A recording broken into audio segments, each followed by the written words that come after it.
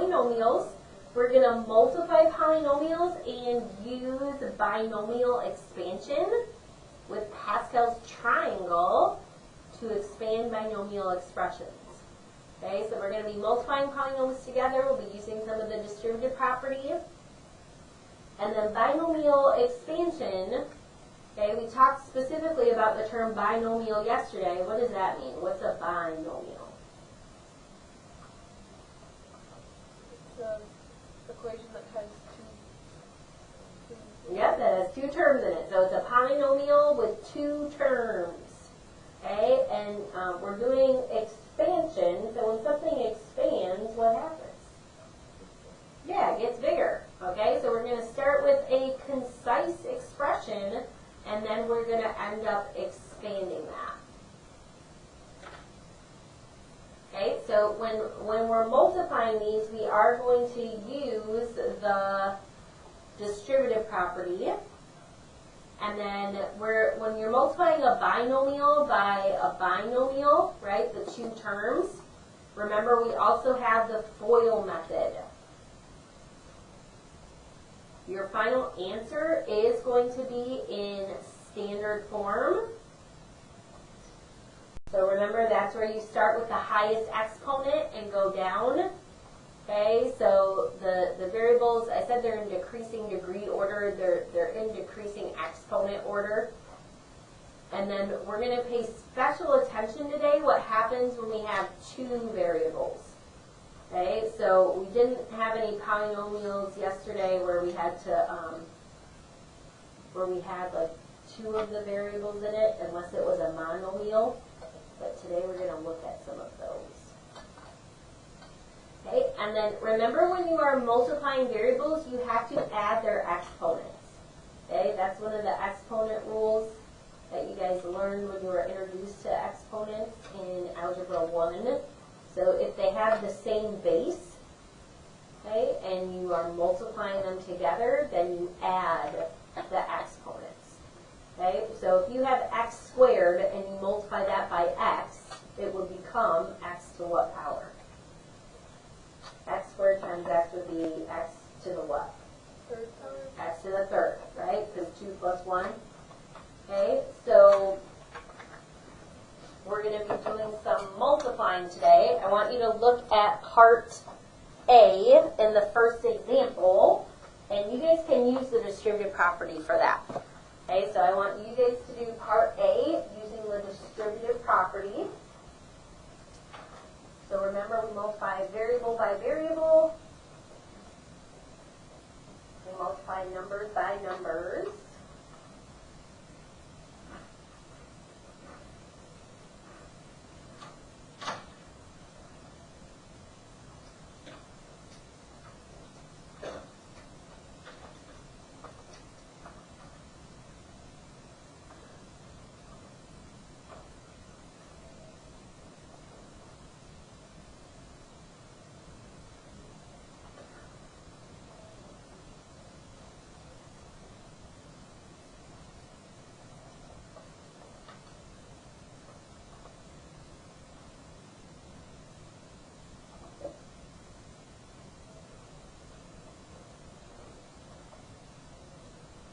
Alright, so let's distribute. So when you do 4y squared times y squared, what do we get?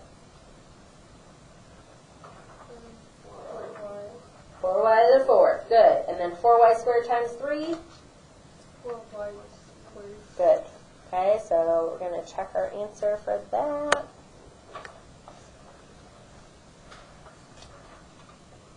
Okay, so 4y squared times y squared will be 4y to the fourth.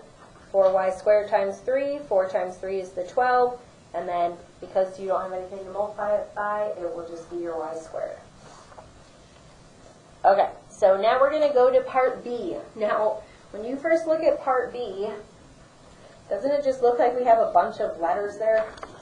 Kind of overwhelming, right? Okay, so we're just going to take these step by step. I like to just underline, okay, this is the entire thing I have to distribute. Okay, so let's see how many terms we have in here. So the first thing we're going to do is multiply it by f to the 4th. Okay, so when we do that, there's no number to multiply, so it's going to be 3, and then f squared times f to the 4th. When you multiply those together, you add the exponents. So how many f's do we have? Good. And then there's no g to multiply it by, so it's going to be 3f to the 6g. That's the first one. Thank you. And then for the second one, let's do that multiplication. Okay, so you have 3 times 2, which is 6. F squared times f to the 3rd, which is f to the 5th. G times g, which is g squared. Okay, and then can you guys do the last two for me if you haven't already?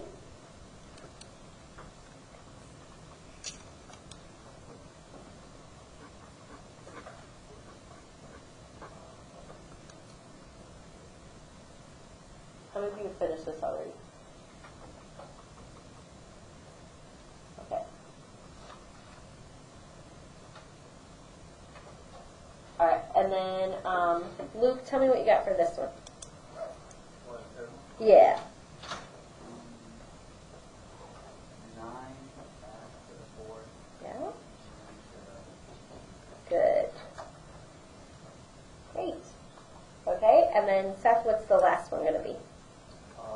4 to the 2nd. So, Oh, I mean, 3. yes, yep, 3. And then G to the 4th. Okay, so, yep, and then, so this is f to the 2nd times f, so that's going to become what? Oh, 3. Yeah, good. And then you said g to the 4. Yes, good. Okay, so no number to, the number that you'd be multiplying by is the 1, so 1 times 3 is the 3. F squared times f will be f cubed, and then g times g cubed will be g to the 4th. And then remember how I said we were going to pay special attention to what happens when you have two variables here? Let's look at them. So we have f and g. What comes first alphabetically? F. I know. Were you guys starting to sing the first part of the alphabet in your head? Me too. Okay, so F comes first. Now look and see what happens. F, this is in standard form, by the way. Okay, so F is to the 6th power. Then F goes to the 5th, the 4th, the 3rd. Okay, if we had more terms, it would keep going down. So it starts at the highest one and goes down. And then look at the G. Okay, the G starts at the lowest exponent in the sequence, G to the 1st, G squared, G cubed, G to the 4th. So when you have two variables, standard form is going to look a little bit different. The variable that comes first in the alphabet is going to start high and go to the lowest. And then the second in the alphabet is going to start at the lowest and then go to the highest. Okay, so we'll talk about that a few more times today. All right, now we have C. So we have a binomial and a trinomial. Okay, so we can't FOIL because we don't have two binomials. So what we're going to have to do here is distribute twice. And really, that's what FOIL is. You're distributing to both terms in the binomial. So I'm going to show you a couple different ways to do this. Okay, for part C, we're just going to take A and we're going to distribute it to everything that is in this second set of parentheses. Okay, so A times 2 is going to be 2A.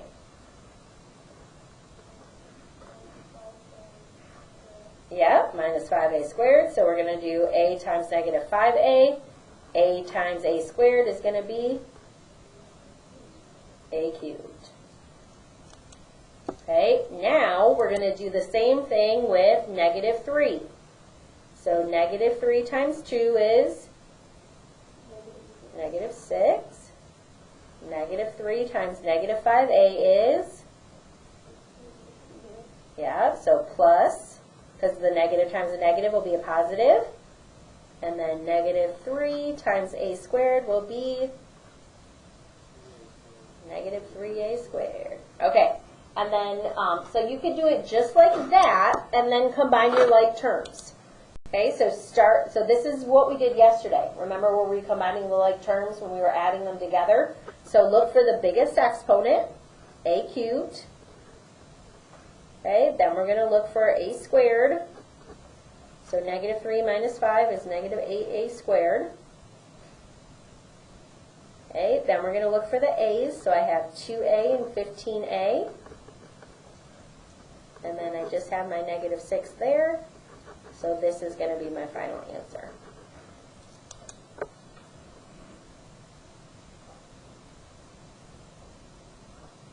Okay, thumbs up if you're feeling good on that too far. So far. Am I going too slow? Alright, so for part D, I'm going to show you a new way to do this, okay? So just like in part C, where we had to distribute everything, we have to do the same thing here. So distribute the y squared, then the negative 7y, and then the 5. So a way to help you keep this organized is to write it out like this. Okay, so I'm going to ask you to do this for your notes, and then when you're doing your practice problems, you can decide which one you like better. So we're going to multiply y squared by everything that's in these parentheses. So one thing you can do is you can write it out like this and then apply it. Then you can do the same thing with negative 7y. So negative 7y is getting multiplied by everything that's in that second set of parentheses. And this method is useful for eliminating some of the smaller mistakes that people tend to make, like signs, positive versus negative, the exponents on the variables, and then combining the like terms. Sometimes when we're looking back and forth and we have all of these values together, that can produce some problems. So if we have it right here, like our eyes just go right back and forth, it makes it a little bit easier and eliminates some of those small mistakes. So here, if I'm doing y squared, I can just see this is going to be y to the 4th minus y cubed minus 3y squared. Then when I go to the second one, I can start to line up my like terms. So this would be negative 7y to the 3rd. Negative times a negative is going to be a positive, so this is plus 7y squared. And then a negative times a negative, again, is going to be a positive here. And then do the same thing with the last row. So plus 5y squared minus 5y minus 15. And then once you have that, you can just add the columns straight down because you've already lined up your like terms. Right? So you have y to the 4th. Negative 1 minus 7 is negative 8. Negative 3 plus 7 is 4. 4 plus 5 is 9. 21 minus 5 is 16. Okay, and then this will be your final answer. Now the other thing you want to watch out for is when you're switching back and forth, like these problems, you all have multiplication and then you do adding. So just make sure that you are adding straight down, because sometimes people get confused going back and forth and they can accidentally multiply when they're supposed to add. Okay, the other thing we have to talk about is that you cannot distribute exponents. This is a common mistake. People try to do that. Okay, so you can't distribute the exponents. Okay, so we're gonna prove that. Okay, so with a plus b, okay, when I say that you can't distribute exponents, what I mean is if you have a plus b squared, it does not equal a squared plus b squared. Okay, those are not the same things. No. All right, so let's prove it.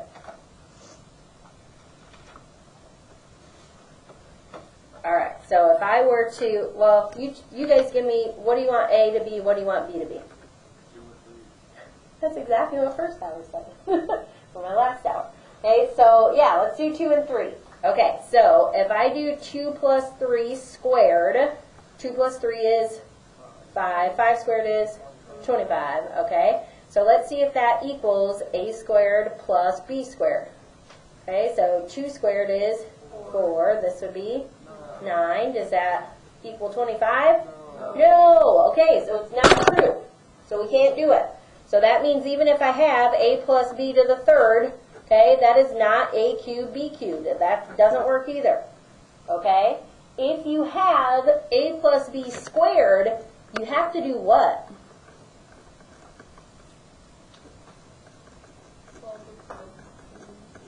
In order to simplify this squared is a plus b times a plus b, so we'd have to do what? FOIL. We'd have to FOIL. Okay, and if you were to FOIL, this would be a squared plus 2ab plus b squared.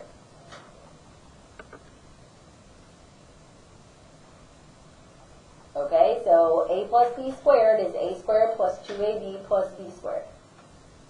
Okay, it's 2ab because you get ab here and ab on the outside. And ab is the like term, so you can add those together. So that's what we're going to be doing for part E and for part F. Okay? So we have a binomial. So if we have a plus 2b cubed, that means we can write this out as a plus 2b times a plus 2b times a plus 2b. Okay? And I have 3 terms. I can only, when I'm doing FOIL, I can only do 2 at a time. When I do this, I always take the back 2, and that's because we're going to distribute the other one. And when we distribute, we like to have it in front. That's how we're used to distributing, so you're going to like that better. So let's go ahead and FOIL. We'll do this one together. So a times a is a squared. 2b times a, we would write that as 2ab. So again, the variables go in alphabetical order when you're multiplying them. And then if I do, oh, and I like to do the inside there, and then, but these are going to be the same. 2b times a is 2ab, and then 2b times 2b is 4b squared. Now, you actually have like terms, and if you guys want, you can start adding them in your head, and you don't have to write out that step. You could just go right here. But if you like writing it out and you want to see your like terms before you add them, that is also an option. So 2ab plus 2ab is going to be 4ab.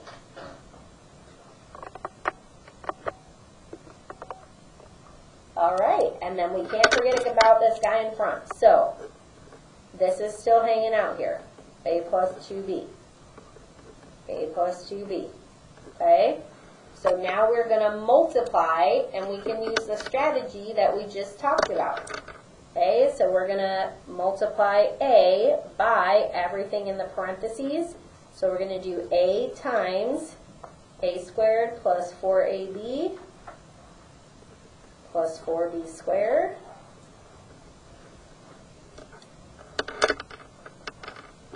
Okay, and then we're going to do the same thing with 2b. A squared plus 4ab plus 4b squared. Okay, so we guys find those and write your final answer. So find each of those and then add straight down. And then you can start at once you finish.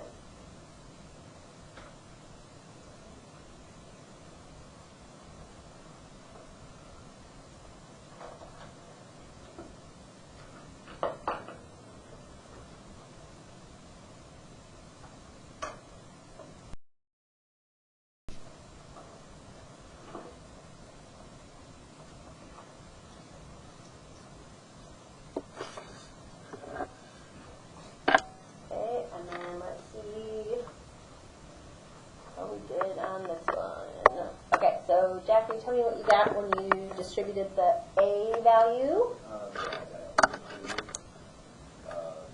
Plus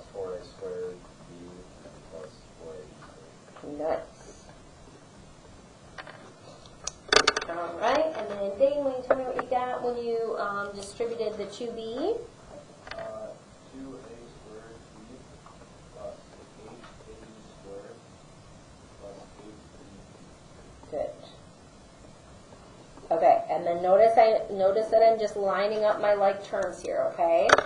So when you are multiplying, again, just make sure alphabetically that you have the a squared first, and that's going to help you recognize your like terms as well. Okay, so then when you add straight down, you should have 6a squared b, and then 12ab squared plus 8b cubed. Yep, and this is another one where I just want you to double check to make sure that you did add, because these are the ones where people see 4 and 2 and they're going so fast, so they might write 8, or 4 and 8 and they might write 32. Okay. Same question for me? Yeah? Yeah, like, when you're distributing like the first one with the a times a squared, why wouldn't it be like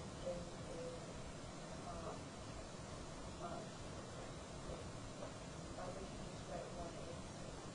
Oh, because when you're multiplying with the same base, what you're doing is a times a squared. So whenever you multiply with the same base, the rule is that you would add those exponents together. So a times a squared would be a cubed. That would be the simplest form. But if they're different variables, you can't combine them, and that's why those two are next to each other. Okay. All right, and then you guys started part F, correct? So did you write this out 4 times? All right, and then did you guys come up with a strategy? What did we do?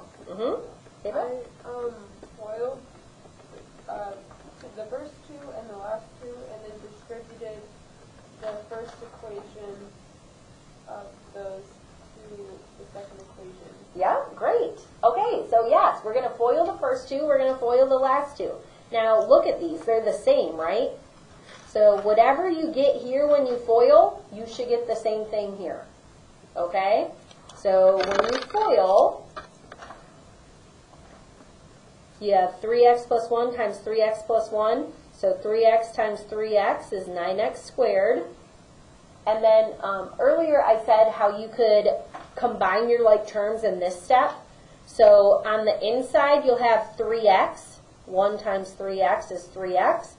On the outside you'll have 3x. 3x plus 3x is going to be 6x. So you can just go right here. You can just combine your terms, your like terms right away. Okay? You don't have to. If you want to do it in 2 steps, you can. So whatever you get here, like I said, this should be the same exact thing. You're doing the same multiplication. Okay? And now, like Ava said, we are going to distribute. So I'm somebody who like going back and forth. I know that I might make a small mistake, so I like to write this out.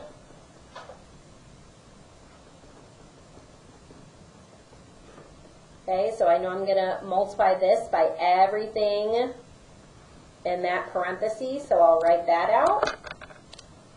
And then I'll do the same thing for 6x. 9x squared plus 6x plus 1. And then my last one would be 1. Oh yeah, and then when you're multiplying by 1, you know it's just going to be the same thing. Okay, so that one will go pretty quickly. Okay, so I'm going to give you a minute to finish that if you haven't yet.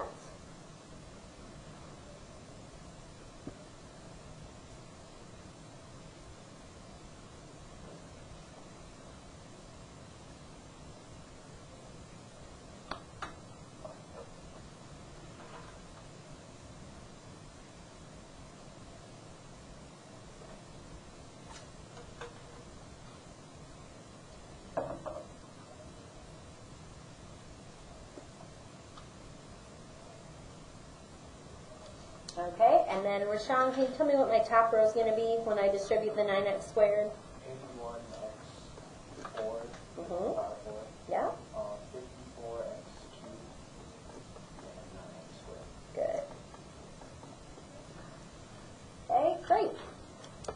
Kaden F. will you tell me what my next row is going to be when I distribute the 6x?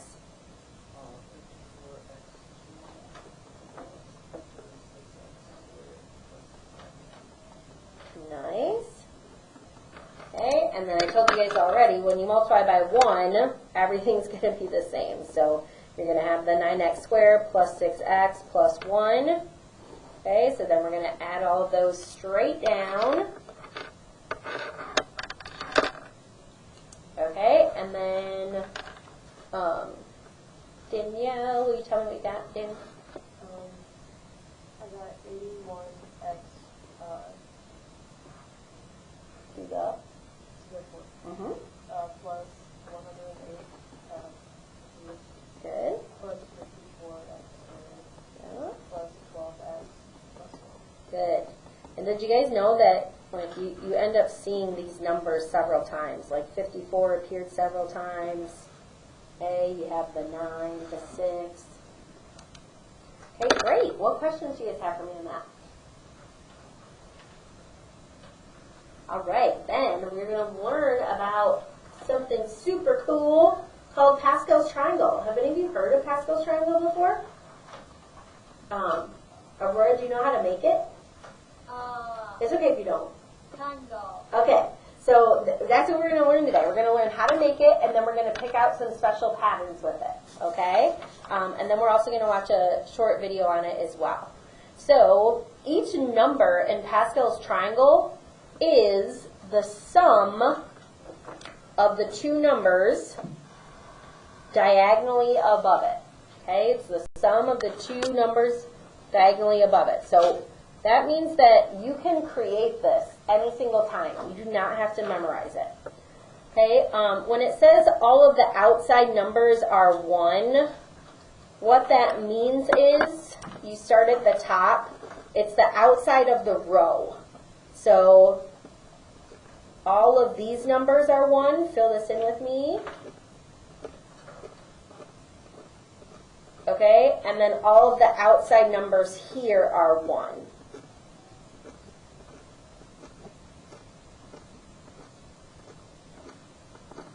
Okay, so all of the outside numbers are 1. And then there are definitely some interesting patterns that can be found. We'll talk about those. And the Fibonacci sequence is just a famous mathematical sequence. And then there are also different powers. I'm going to have you pick some out too. And then it's also useful in expanding binomials, which is what we did today. Okay, it's also used in probability. So we're going to focus on this in a little bit. So we're going to fill in Pascal's triangle and we're going to label the rows. So this here, the first one, is actually called row 0. And then this is row 1, row 2, row 3. We're just going to label up to 5. If you want to label the rest, you can. But we're going to pick out a pattern. Okay, so like I said, you can find the values here by adding the two numbers diagonally above it. So the two numbers diagonally above this are 1 and 1. 1 plus 1 is 2. Okay, for the next row, to fill in this one, yep, 1 plus 2 would be 3. 2 plus 1 is 3. Okay, so we're just going to continue filling those numbers in. As you fill them in, you should start to recognize some different patterns there.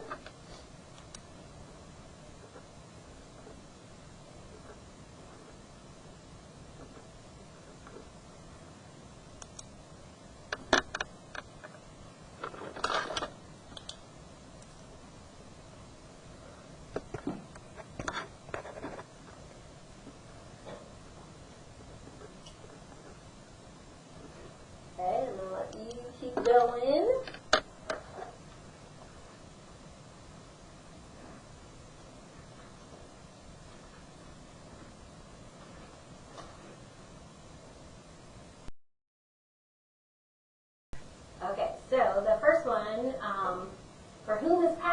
triangle named?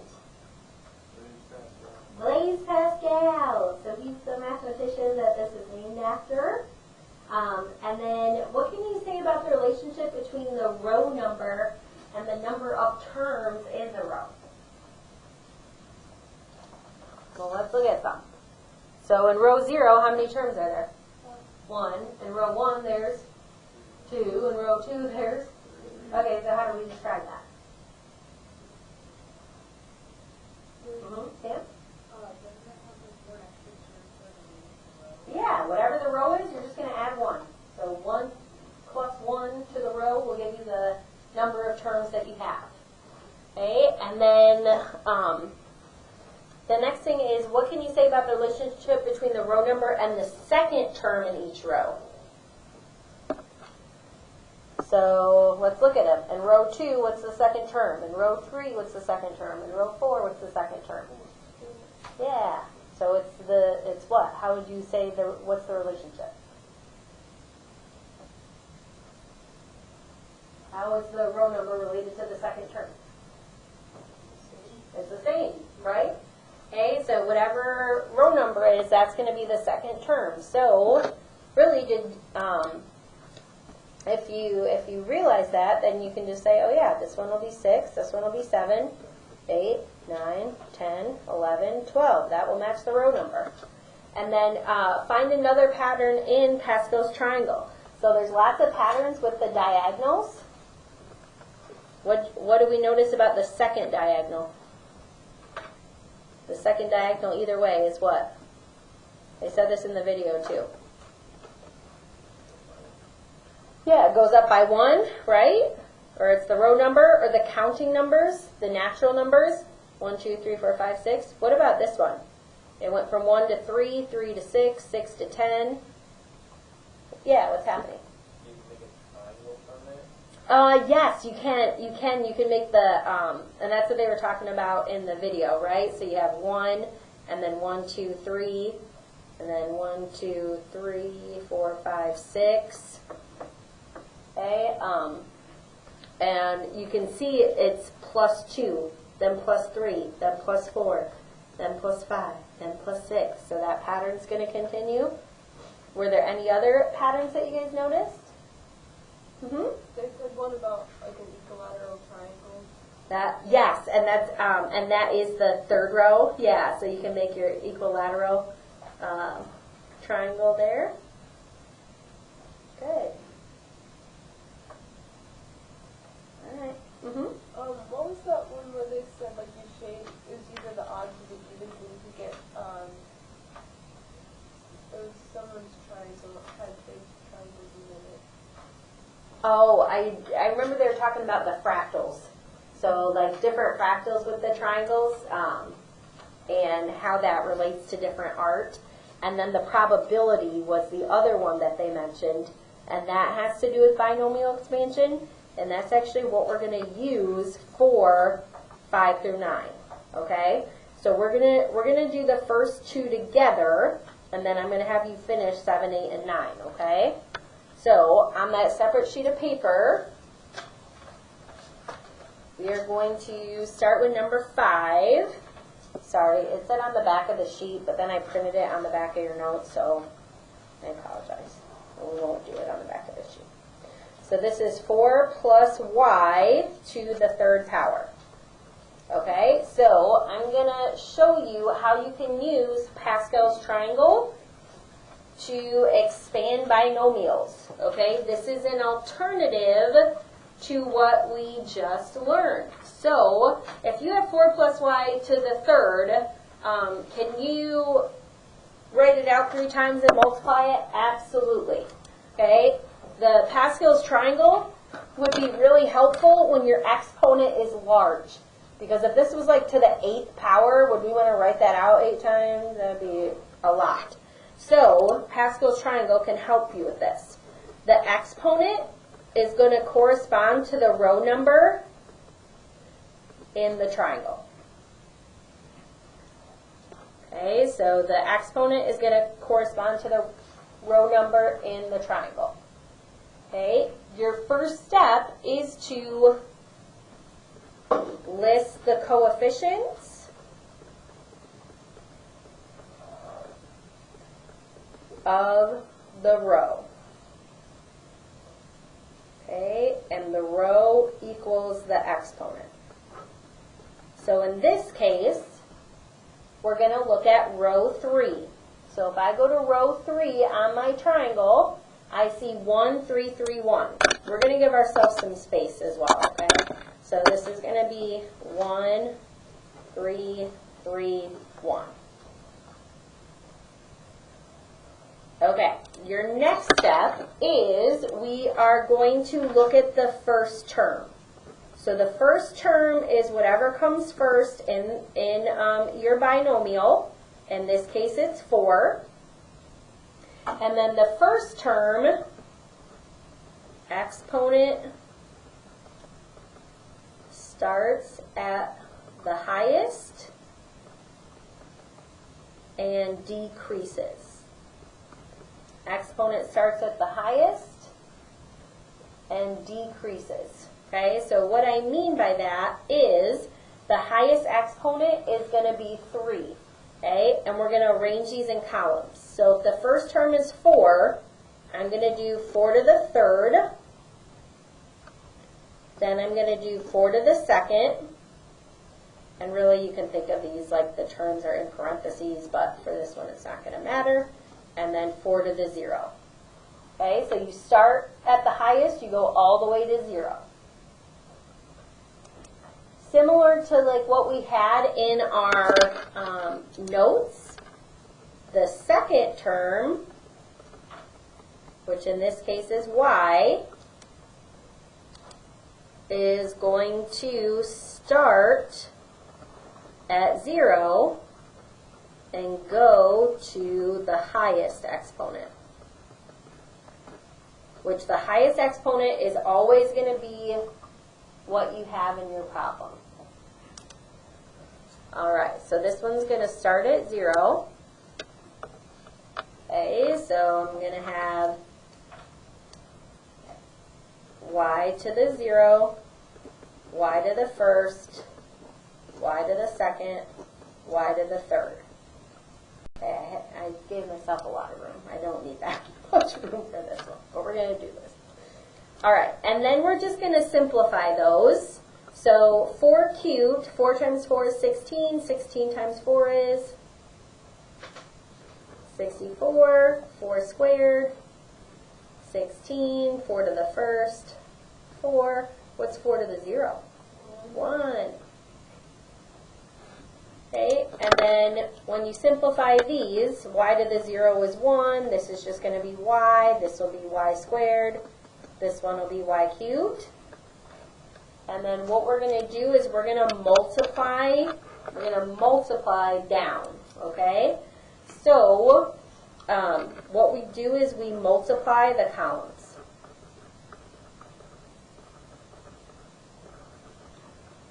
So we multiply 1 times 64, times 1, which is 64. Here we multiply 3 by 16, which is 48. 48 times y will be 48y.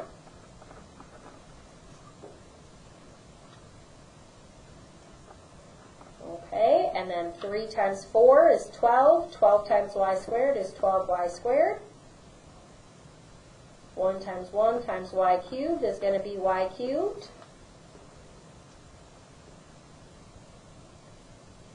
And then we're just going to write this in standard form. So sometimes they are in standard form, sometimes you have to rewrite them. And this is your final answer.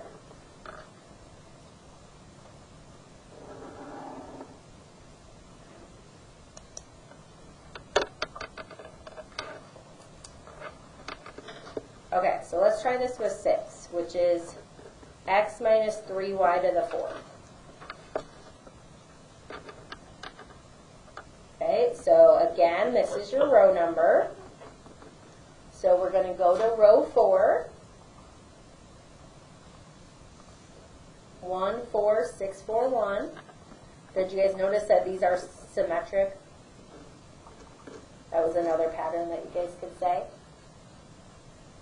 Okay, and then we take the first term, which is x. The first term is x, so it goes x to the fourth, x to the third, x to the second, x to the first, x to the 0.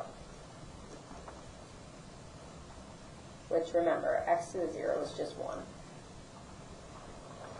Okay, now for this one, you have to take this whole entire thing, which is negative 3y.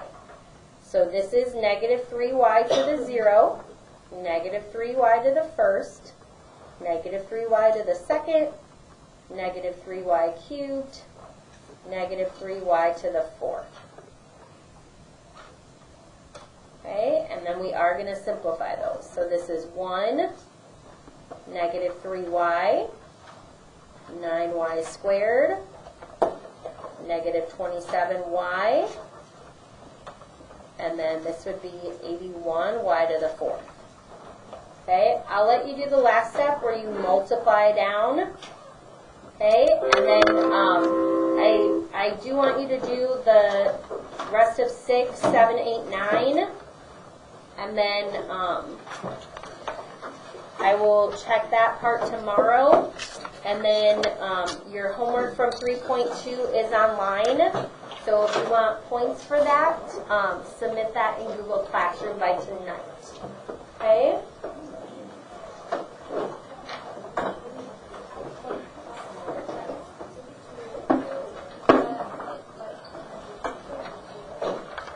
And then if you guys want to, this is your homework if you want to get that.